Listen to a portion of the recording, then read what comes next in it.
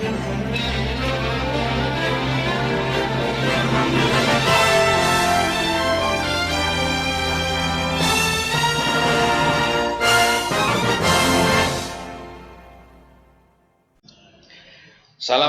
warahmatullahi wabarakatuh. Selamat berjumpa kembali dengan saya Muhammad Ishak Sinaga. Sudah lama sekali ya saya tidak mengupload video. Dan kali ini saya akan upload lagi video tentang pembelajaran, yaitu tentang masalah bahasa Panda ya. Nah, kalau ini kita ulik-ulik, bahasa Panda ini sebenarnya adalah salah satu materi ujian tes berbasis komputer itu yang dilakukan mulai tahun 2020 tempo hari, dan ini sangat membuat pesertanya sangat terkejut dengan kemunculan bahasa Panda ini ya. Nah, jadi untuk kali ini saya akan membahas tentang itu, dan di sini akan saya bahas ada dua pembahasan. Yang pertama adalah pengantar bahasa Pandanya, itu dari mana muncul, dan kemudian nanti yang kedua akan saya bahas tentang contoh-contoh bahasa Panda ataupun contoh-contoh soal lainnya yang berhubungan dengan itu, yang akan saya bahas dalam bentuk video juga ya. Nah, jadi tonton terus video ini dan jangan lupa like, komen, dan subscribe, serta share ke teman-teman kamu yang lain agar teman-teman yang lain juga bisa mendapatkan manfaat dari pembahasan ini ya. Oke, kita langsung mulai saja. Stay tune. Selamat menyaksikan. Pada bagian pertama ini saya akan membahas asal muasal munculnya bahasa Panda ya.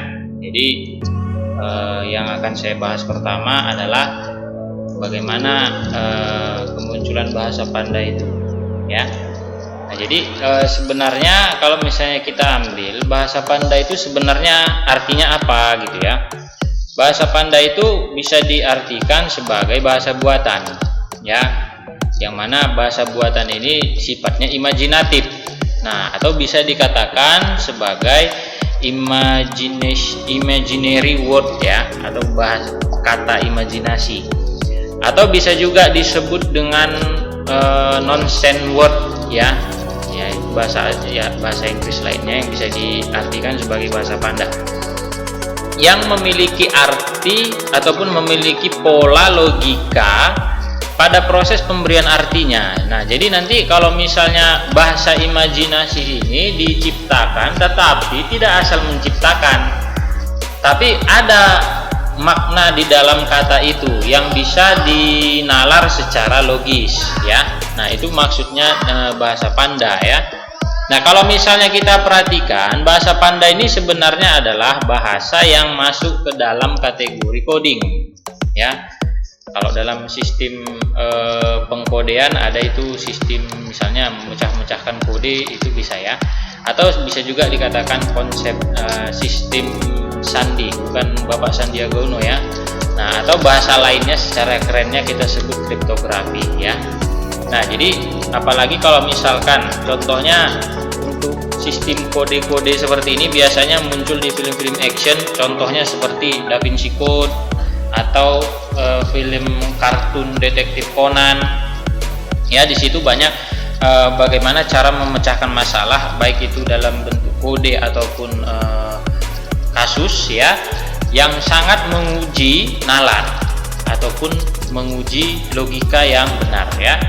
Nah, jadi bahasa Panda ini salah satu tujuannya dimunculkan adalah untuk melatih kemampuan bernalar ataupun menguji kemampuan bernalar ataupun berpikir secara logis ya. Nah, kenapa kok kita harus bernalar? Karena dengan bernalar kita nanti bisa menyelesaikan masalah-masalah yang muncul dalam kehidupan ya. Makanya kalau kita perhatikan beberapa di lingkungan kita sekarang, banyaknya konflik-konflik ataupun banyaknya perselisihan ataupun kesalahpahaman, itu karena apa? Menyelesaikan masalahnya itu tidak berdasarkan nalar ya, tidak berdasarkan logika yang benar. Nah, jadi perlu kita harus memahami dan perlu kita harus bisa bernalar supaya dapat menyelesaikan masalah yang kita hadapi. Nah, sedangkan kalau misalnya kita perhatikan jenis sandi atau kode ini, maaf ya Pak Sandiaga Uno namanya disebut-sebut lagi. Nah, jadi jenis sandi ini dalam konsep kriptografi itu ada beberapa macam. Yang pertama ada sandi sesar atau geser ya. Sandi sesar ini yaitu dengan menggeser huruf, bukan operasi sesar ya. Nah, tapi sandi geser itu yang pertama. Kemudian yang kedua adalah pencerminan alfabet. Nah, kemudian yang ketiga adalah pengulangan kata. Kemudian yang keempat adalah menggunakan huruf apit. Dan yang terakhir baru namanya bahasa panda ya.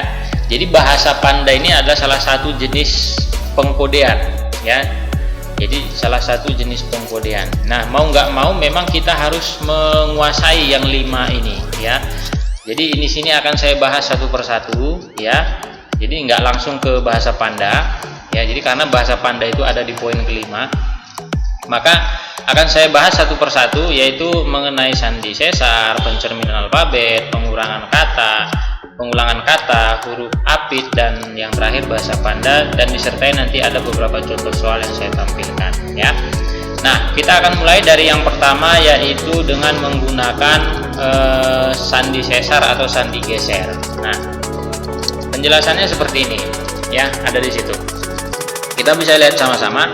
Sandi sesar atau geseran sesar ini adalah teknik enskripsi yang paling sederhana ya. Jadi ini adalah salah satu teknik enskripsi ataupun teknik pengkodean yang paling sederhana ya.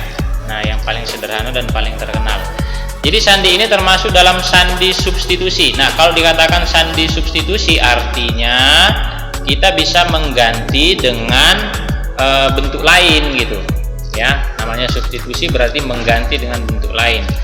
Nah, di mana setiap huruf pada teks terang, maksudnya teks terang di sini adalah pada kata yang diketahui di soal, yaitu plain text-nya atau teks awalnya gitu ya. Teks terang ini kalau misalnya kita buat bisa aja diartikan sebagai teks awal ya, teks awal bisa diganti dengan huruf lain yang memiliki selisih posisi tertentu dalam alfabet.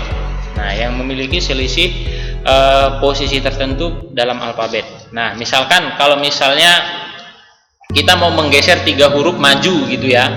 Kita mau menggeser 3 huruf maju. Misalnya awalnya dari huruf A berarti bergeser 3 huruf maju, berarti jadinya diganti dengan huruf siapa? Huruf D. Untuk B berarti kalau 3 huruf maju berarti kita ganti dengan huruf E. Nah, tapi kalau misalnya dia A mundur 3 huruf berarti kita mundurkan misalnya A baru ke Z dulu, baru ke Y, baru ke X gitu ya. Nah, kalau misalnya B mundur lagi berarti ke A, ke Z, ke Y gitu. Nah, itu kalau misalnya dia mundur 3 huruf. Jadi pergeserannya ini bisa maju atau mundur ya. Nah, jadi dalam bentuk soal sandi sesar ini bisa aja dalam satu plain text misalnya mengikuti pola yang sama, misalnya maju semuanya ya, atau mundur semuanya. Tapi bisa aja selang-seling, misalnya huruf pertama maju, huruf kedua mundur gitu. Itu bergantung ke soal ya. Nah, tapi untuk mengetahui bagaimana cara menggunakan sandi sesar ini, maka kita harus bisa mengetahui dulu kode nomor alfabet. Nah, alfabet yang ada di Indonesia itu dari A sampai Z itu ada 26. Maka ini akan kita beri kode nomor ya, kode nomor masing-masing huruf, yaitu A kita kodekan dengan 1, B dikodekan dengan 2, C dikodekan dengan 3, D dikodekan dengan 4, sampai nanti huruf terakhir yaitu Z dikodekan dengan 26 ya. Nah, bagaimana cara menggunakan sandi sesar ini? Kita akan lihat di contoh yang pertama ya. Nah, kalau kita perhatikan ya, di contoh pertama ini dinyatakan bahwa jika copit ditulis sebagai FRYLW ya, maka yang ditulis sebagai SHDUO itu adalah apa? Nah, ini saya sengaja nggak kasih pakai pilihan supaya kita bisa sama-sama mengerjakan ya. Nah, Jadi kalau misalnya kita perhatikan ya, kalau dari plain text yang diketahui, nah kita bisa perhatikan dari plain text yang diketahui dari kata covit ya. Covit ini dulu yang akan kita lihat. Nah, jadi kalau misalnya kita lihat covit ini 5 huruf dan ditulis sebagai FRYLW, ini juga 5 huruf, artinya banyak hurufnya sama. Nah, kita harus pastikan dulu banyak hurufnya sama ya. Nah, setelah itu kita lihat apakah ada pergeseran dari huruf pertama, huruf kedua, ketiga, keempat, kelima pada plain text-nya dengan yang ada di kode. Nah, jadi kalau misalnya kita perhatikan di sini ya, kalau misalnya kita perhatikan di sini huruf C, huruf awalnya di plain text C, maka di kodenya jadi F. Kalau kita lihat bergeraknya maju, berarti ini maju 3 langkah, 1, 2, 3 ya, bukan pacar 3 langkah ya. Nah, oke.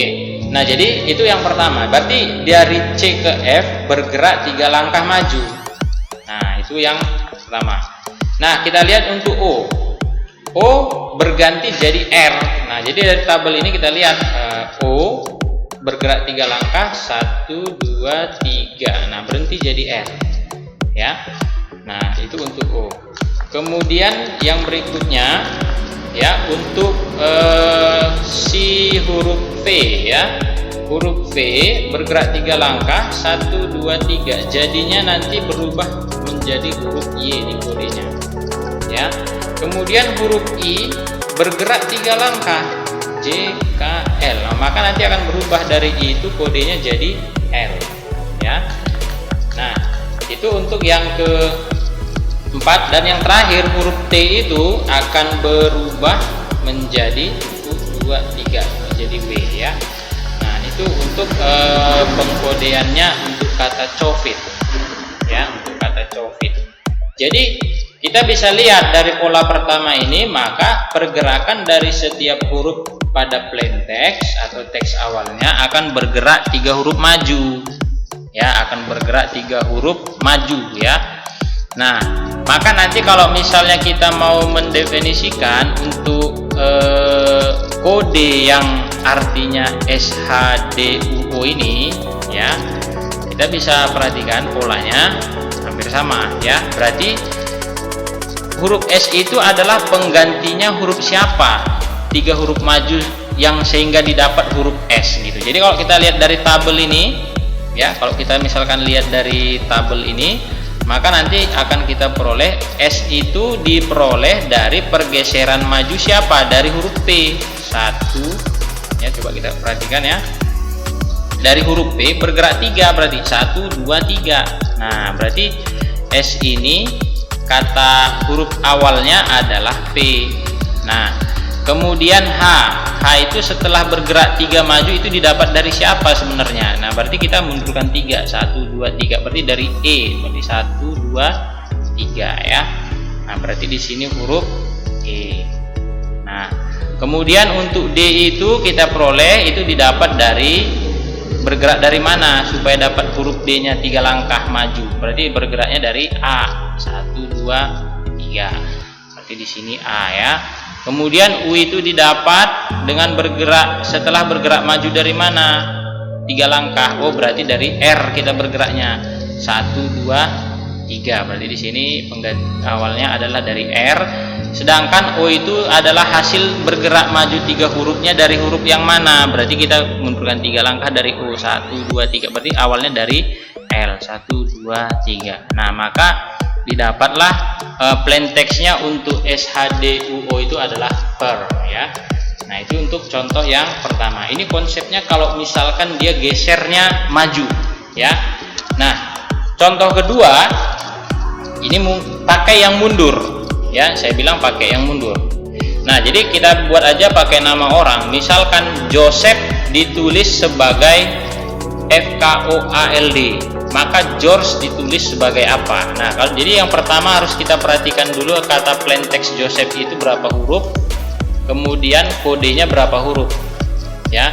Jadi kalau kita lihat Joseph itu hurufnya ada 1, 2, 3, 4, 5, 6, FKOALD ini juga 1 2 3 4 5 6 ya, ada 6 juga. Nah, jadi kalau misalnya kita perhatikan ya, berarti huruf pertamanya J, yang dikode huruf pertamanya F. Nah, jadi dari J bergeraknya ke F. Oh, berarti ini mundur. Mundur berapa? 1 2 3 4. Oke. Huruf kedua Joseph, O, jadinya K. Ya. Berarti O menjadi K. Berarti mundur 1 2 3 4. Oh iya, 4 ya. Kemudian dari S mundur 4. 1 2 3 4. Ya. Maka jadinya O. Nah, begitu seterusnya sampai nanti di huruf terakhir yaitu huruf H. Nah, huruf H itu nanti mundur 4. 1 2 3 4. Makanya di huruf terakhir kodenya itu adalah D. Ya. Maka polanya ini sama. Polanya yaitu mundur sebanyak 4 huruf, ya, mundur sebanyak 4 huruf. Nah, sekarang bagaimana dengan George? Nah, jadi kalau kita bisa perhatikan ya, penyelesaiannya untuk kata George, maka tulisannya adalah CAKNCA. Bagaimana caranya? Berarti kita lihat dari tabel. Nah, kita bergerak dari huruf G. Nah, kita bergerak dari huruf G di kata George yang pertama. Ya, kalau kita lihat kata George yang ini, berarti G-nya ada 2. Berarti nggak usah 2 kali saya tuliskan ya. Berarti kalau dari G mundur 4 huruf, berarti mundurnya 1 2 3 4. Berarti hurufnya adalah C. Penggantinya. Oh iya, benar, C. Nah, kemudian ada huruf E yang sama di sini. Ya, ada huruf E yang sama. Berarti dari huruf E mundur 4 langkah. 1 2 3 4. Berarti huruf penggantinya nanti adalah A. Nah, benar ya. Nah, kemudian yang berikutnya adalah O. Nah, O mundur 4 langkah sama seperti yang di sini tadi. Berarti O itu penggantinya adalah K. Ya, benar ya. Kemudian huruf R. Nah, dari R mundur 4 langkah. 1 2 3 4. Berarti huruf penggantinya adalah N. Jadi untuk kata George itu bisa ditulis dengan CAKNCA ya. Jadi ini untuk pengkodeannya kata George. Nah, ini untuk yang menggunakan sandi geser ataupun sandi sesar. Jenis sandi yang kedua itu adalah menggunakan pencerminan alfabet ya.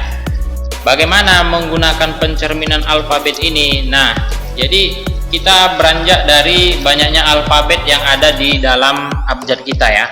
Dari A sampai Z itu ada sebanyak 26. Berarti ini genap. Ya, berarti ini genap. Jadi kalau misalnya mau membuat pencerminannya, berarti kita harus bagi 2 dulu alfabet ini. Berarti kalau kita bagi 2 ada 13 jadi 26. Jadi nanti kita susun dulu pertama dari A sampai huruf ke-13 yaitu M, kemudian nanti huruf N sampai huruf Z. Nah, itu yang 13 huruf lainnya ya. Nah, jadi kalau misalnya untuk menggunakan teknik pencerminan alfabet ini, nanti kita bisa lakukan pergantian huruf, yaitu A diganti dengan Z, begitu juga sebaliknya, Z diganti dengan A, B diganti dengan Y, begitu juga sebaliknya, Y diganti dengan B, C diganti dengan X, begitu juga sebaliknya, X diganti dengan C, dan seterusnya ya. Supaya lebih jelas kita bisa lihat tabel ya. Nah, supaya lebih jelas kita bisa lihat tabelnya. Jadi dari tabel ini dia berlaku hubungan timbal balik. Jadi kalau misalnya di plain text-nya diketahui A, berarti cerminnya adalah Z. Kalau misalnya nanti diketahui plain text-nya adalah misalkan ya, saya ambil plain text-nya adalah R. Nah, maka cerminnya siapa? I. Sebaliknya pun gitu. Kalau misalnya diketahui I, berarti plain text-nya adalah siapa? R. Ya, itu kalau misalnya menggunakan pencerminan alfabet. Jadi dia saling berhubungan timbal balik gitu ya. Nah, bagaimana cara menggunakan pencerminan alfabet ini? Saya ambil ke contoh soal seperti ini ya. Nah, di soal ini ada kata jika tabel ditulis sebagai GZ GZYUV. Nah, jadi kalau misalnya kita perhatikan di plain text awalnya yang diketahui adalah kata table ya. Nah, ini kata table ya. Kata table ini ditulis dengan GZYUV, maka yang mau dicari adalah kata juice. Nah, ditulis sebagai apa gitu. Nah, jadi kalau kita lihat dari tabel yang sudah ada saya buat di bawah, nah maka nanti kita lakukan pencerminan huruf atau pencerminan alfabet. Nah, tadi seperti yang saya bilang, ini fleksibel, hubungannya timbal balik ya. Jadi kalau misalnya yang diketahui di sini huruf T, kita lihat di tabel T, berarti cerminnya siapa? G. Nah, jika yang diketahui si A ya, maka cerminnya siapa? Z ya. Nah, jika diketahui si B, maka cerminnya siapa? Cerminnya adalah Y. Nah, kemudian jika diketahui adalah L, berarti L itu yang ini ya, maka cerminnya siapa? Cerminnya adalah O ya. Oke, ini saya ralat ini O ya. Nah, ini O. Nah, ya itu O. Nah, kemudian nanti untuk E ya, untuk E nanti di situ dikatakan untuk E cerminnya adalah siapa? Cerminnya adalah P ya. Nah, jadi itu untuk kata tabel. Jadi dengan catatan tadi ini O ya. Ini saya ingatkan, ini adalah huruf cerminannya L itu adalah O ya. Nah, ini saya ingatkan. Nah, maka nanti dengan pola yang sama untuk kata juice itu bisa kita ubah dengan teknik pencerminan tadi. Jadi kita bisa tulis ya, kalau J itu cerminnya siapa? Q. Ya, kalau kita lihat di sini ya. Ini. Kemudian U itu cerminnya siapa? F. Ya, U itu cerminnya adalah F. Kemudian I itu cerminnya siapa? Cerminnya adalah R. Kemudian C itu cerminnya siapa? Adalah X. Lalu nanti E itu cerminnya siapa? Cerminnya adalah P. Jadi kalau misalnya kita perhatikan secara lengkap, berarti nanti untuk penyelesaiannya itu adalah untuk kata juice itu bisa diganti dengan Q, F, R, X, P ya. Nah, itu untuk contoh menggunakan pencerminan alfabet. Selanjutnya yang ketiga, yaitu dengan menggunakan pengulangan kata ya.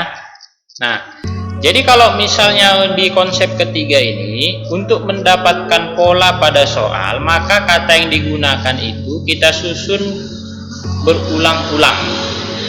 Lalu setelah itu disusun kembali dengan menggunakan pergeseran tertentu. Nah, jadi dalam hal ini konsep pergeseran sesar atau alfabet itu tidak digunakan ya. Jadi kita bisa menuliskan kata soal itu sebanyak n kali. Nah, itu maksudnya dalam pengulangan kata ini. Nah, contohnya bagaimana? Contohnya kita bisa lihat seperti yang ada di slide berikut. Nah, jadi kalau kita perhatikan di kata plain text-nya atau kata awal atau teks awalnya ada kata adventure ya. Ada kata adventure. Nah, adventure ini ditulis dengan AEU, AEU, AEU ya. Nah, bagaimana dengan kata magical? Nah, bagaimana cara menuliskan kata magical dengan pola yang mengikuti pada adventure tadi ya. Nah, jadi kalau misalnya kita mau melakukan mendapatkan polanya, maka kita harus selesaikan dulu dari kata adventure tadi. Nah, jadi ini pergeseran sesar tadi ataupun alfabet, pencerminan alfabet itu tidak berlaku. Nah, caranya bagaimana untuk mendapatkan pola AEU, AEU, AEU? Maka akan kita tuliskan kata adventure itu sebanyak 3 kali. Nah, jadi kalau kita perhatikan yang 3 kali itu yang ini gitu ya.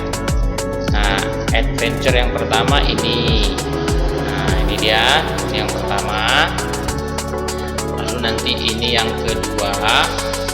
Oke, sampai sini. Dan ini yang ketiga. Nah, oke. Nah, kemudian untuk mendapatkan pola AEU, AEU, AEU, maka nanti kita ambil dari huruf pertama. Ya, setelah kita tuliskan dia sebanyak 3 kali, maka nanti kita ambil huruf A yang pertama itu didapat dari huruf pertamanya yang kata pertama A. Nah ini ya. Kemudian dilangkahi dua, ya, dilangkahi dua huruf maka akan dapat huruf E, ya. Jadi ini udah selesai, maka akan dapat huruf E yang kedua ini. Oke. Kemudian dilangkahi dua huruf lagi dapat huruf U. Nah dapat huruf U. Inilah dia huruf U. Kemudian dilangkahi dua huruf lagi dapat lagi huruf A. Nah seperti ini huruf A nya. Langkahi dua huruf lagi dapat huruf E. Ya, kemudian langkahi dua huruf lagi dapat huruf U. Begitu juga untuk seterusnya, ya, sampai nanti di pola yang terakhir, ya, pola yang terakhir yang kita dapat seperti ini. Nah, jadi itu dia polanya. Nah, jadi untuk kata magical, ya, jadi untuk kata magical itu sendiri kita harus tuliskan kata magical ini sebanyak 3 kali. Nah, yang mana yang 3 kali itu? Berarti kita ambil ini yang pertama, magical, ya. Kemudian ini yang kedua, magical sampai sini. Kemudian ini yang ketiga, ya, magical. Nah, lakukan pola yang sama. Ambil huruf pertama M, ya. Langkahi dua huruf ambil I, langkahi dua huruf ambil L, langkahi dua huruf ambil G, langkahi dua huruf lagi IC yaitu ambil A, langkahi dua huruf LM ambil lagi A, langkahi dua huruf GI ambil lagi C, dan sisanya nanti dua huruf di belakang, sama seperti yang di sini tadi ada sisa dua huruf di belakang, ya. Jadi kita ambil huruf-hurufnya ini yaitu MIL, ya, MILGAAC. Jadi kata magical itu kita tuliskan dengan milgach, ya, milgach jadinya. Nah itu kalau misalnya menggunakan konsep yaitu pengulangan kata, ya. Ya, selanjutnya yang keempat dengan menggunakan huruf apit, ya, dengan menggunakan huruf apit. Nah, jadi huruf apit ini digunakan untuk mengganti huruf asal dari plain text-nya, ya, dari teks awalnya. Jadi kita lihat polanya di sini, huruf B diapit oleh A dan C, C diapit oleh B dan D, D diapit oleh C dan E, dan seterusnya sampai nanti Y diapit oleh X dan Z, A diapit oleh Z dan B, gitu ya. Nah, kalau misalnya nanti kita lihat tabel kondisinya itu ada 25 kondisi huruf apit, ya. Itu mulai dari kita lihat di sini, maksud tabel ini adalah huruf yang di tengah itu adalah huruf yang dimaksud plain text-nya. Sedangkan huruf apitnya adalah yang warna merah, gitu ya. Jadi biar nampak perbedaannya. Jadi yang warna hitam itu huruf plain text-nya, sedangkan yang merah kiri dan kanan itu adalah huruf apitnya, ya. Nah, menggunakan teknik ini kita cobakan ke contoh yang berikut ini, ya. Nah, misalnya ada kata diamond, ya. Ada kata diamond yang ditulis sebagai CEHJZBLNNPMOCE. Nah, itu kata diamond ditulis sebagai ini. Sedangkan yang mau dimaksud untuk kata emerald itu apa? Ya. Jadi pertama yang kita harus lihat kalau untuk teknik yang seperti ini adalah lihat dulu banyak huruf kata plain text-nya diamond. Nah, diamond ini terdiri dari 7 huruf. Sedangkan kodenya yang diberikan 14. Nah, kodenya yang diberikan 14. Nah, berarti kalau misalnya kita mau nanti mendapatkan kata emerald itu berapa yang berapa huruf dia, kita hitung. Emerald itu juga ada 1 2 3 4 5 6 7, ada 7 huruf. Berarti nanti hasilnya juga harus 14 huruf. Nah, cuman kita harus lihat dari plain text awal untuk kata diamond. D itu adalah penggantinya siapa? CE di sini. Nah, jadi yang diambil di sini CE. CE itu adalah huruf apitnya dari si D. Nah, untuk I diambil di sini HJ. Berarti HJ itu adalah huruf apitnya si I. Nah, sedangkan A itu huruf apitnya siapa? Z dan B. Begitu seterusnya sampai nanti di huruf terakhir. Ya. Jadi nanti kalau misalnya mau dinyatakan untuk kata emerald, berarti nanti kita perhatikan huruf E itu diapit dengan siapa? Nah, huruf E itu diapit dengan DF. Nah, huruf M diapit dengan siapa? Nah, kita lihat tabelnya ya. M itu diapit dengan LN. E tadi siapa? DF. Kemudian R itu huruf apitnya siapa? QS. Ya. A itu huruf apitnya siapa? ZB.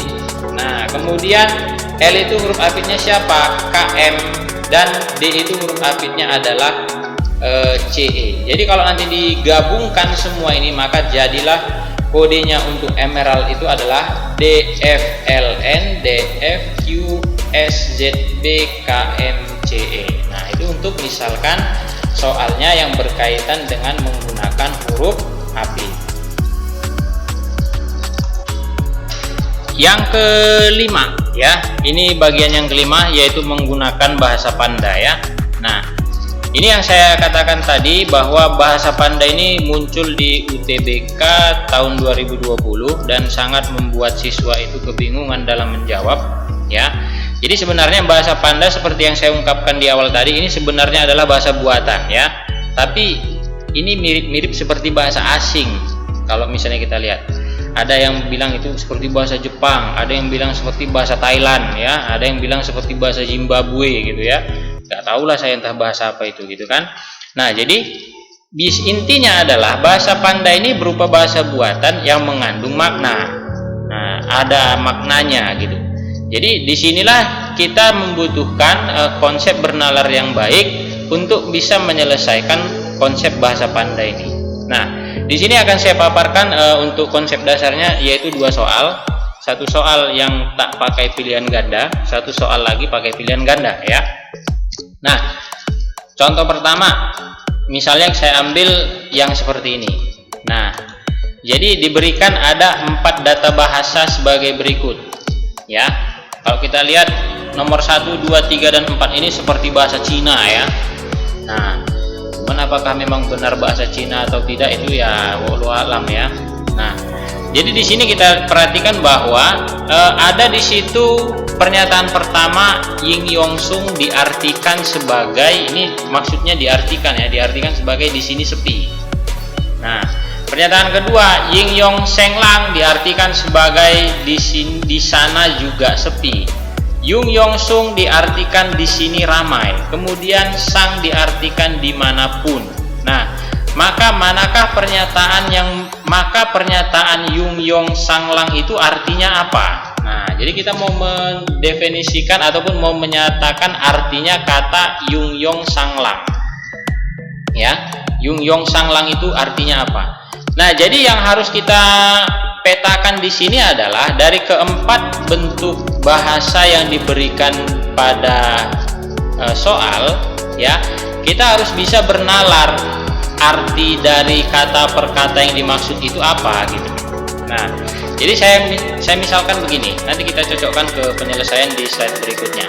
Nah, jadi kalau kita perhatikan di sini ya, di pernyataan yang nomor 1 ya, coba kita perhatikan di pernyataan nomor 1 dan pernyataan nomor 2, ada di bahasa buatannya makna kata yang sama, Ying Yong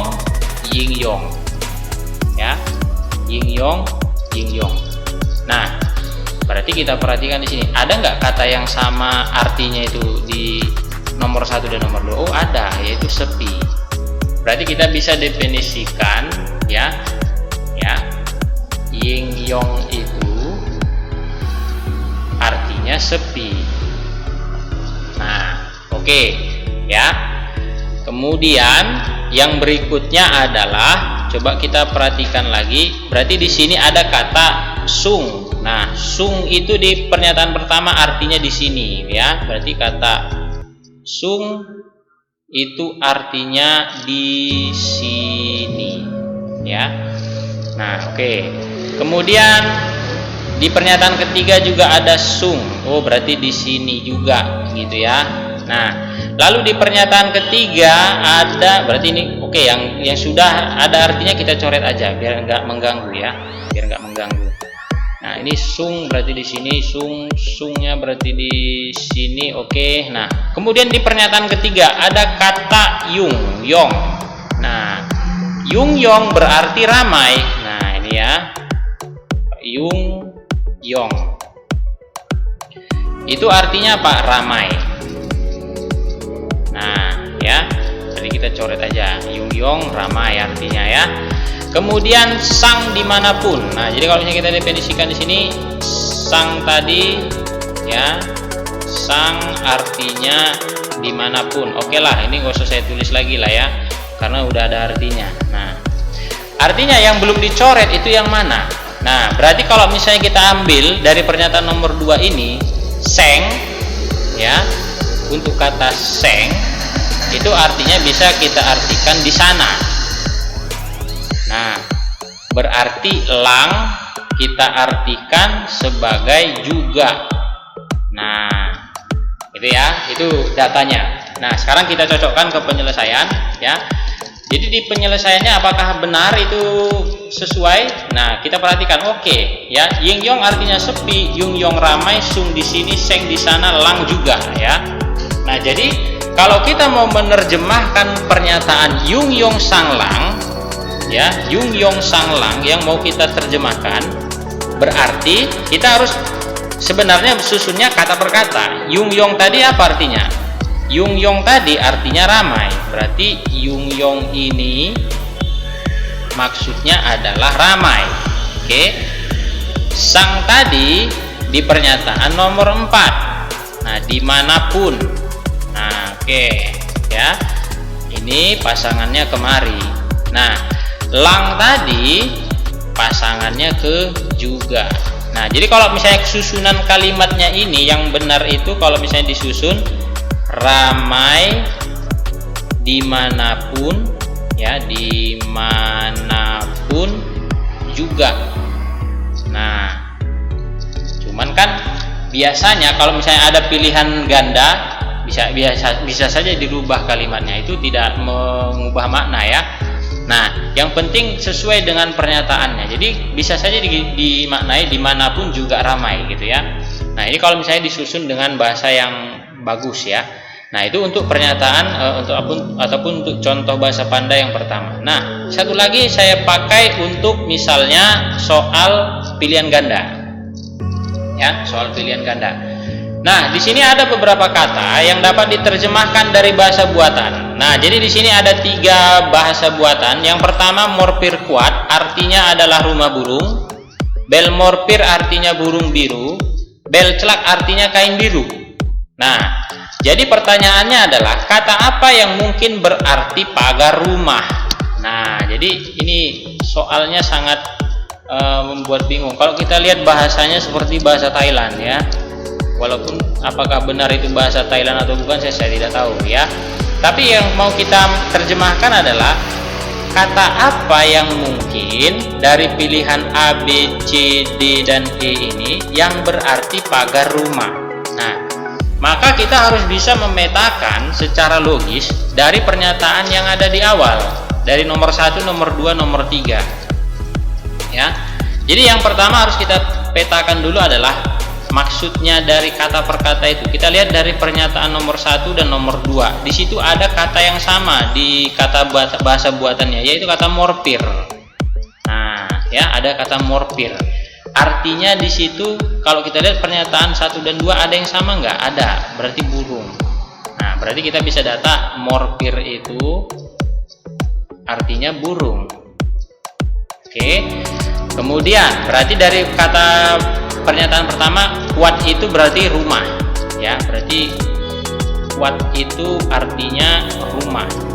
Nah, dari pernyataan 2, bel itu artinya ya, bel itu artinya biru ya, artinya biru. Nah, berarti dari pernyataan nomor 3 bisa kita definisikan celak ya, berarti celak itu artinya apa? Artinya adalah kain. Nah, itu datanya ya. Jadi kalau misalnya kata apa yang mungkin berarti pagar rumah, berarti kita lihat kata artinya, yaitu ada kata-kata rumah, berarti harus ada kata-kata kuat di dalam pilihannya. Berarti kalau yang ada kemungkinan kata-kata kuat di dalam yaitu pilihan C, pilihan D, sama pilihan E. A dan B nggak mungkin. Nah, karena nggak ada kata-kata kuatnya, ya. Nah, sekarang kita ambil satu persatu. Kalau kita ambil yang D, celak kuat. Celak itu artinya kain, kuat itu artinya rumah. Berarti celak kuat itu artinya kemungkinan rumah warna biru. Kain rumah kain atau kain rumah. Nah, ya itu kalau celak kuat. Berarti ini bukan. Nah, kalau yang E, bel kuat. Nah, bel kuat itu kemungkinan artinya apa? Bisa aja didefinisikan sebagai rumah biru. Nah, berarti pilihan E juga salah. Nah, berarti mana yang mungkin? Berarti hanya satu pilihannya, yaitu si C ini, yaitu kuat kunde. Nah, untuk memperjelas, kita bisa lihat penyelesaiannya seperti yang tadi. Ini simpulannya. Berarti kita nyatakan dari pernyataan 1, 2, dan 3 tadi apa? Morpir itu artinya burung, kuat artinya rumah, bel artinya biru, celak artinya kain. Nah, berarti yang kemungkinan akan memberikan arti pagar rumah dari pilihan A, B, C, D, E itu tadi, maka pilihan yang benar adalah pilihan C, yaitu kuat kunde. Nah, ini sebagai pengantar dasar ya untuk bahasa Panda ya. Dan di bagian berikutnya nanti akan saya bahas beberapa contoh-contoh soal yang berkaitan dengan teknik pengkodean, dan juga nanti ada juga unsur bahasa Panda di dalamnya. Stay tune terus video ini, dan jangan lupa like, komen, dan subscribe ya. Kita lanjutkan di part yang kedua. Jangan lupa like, komen, dan subscribe ya.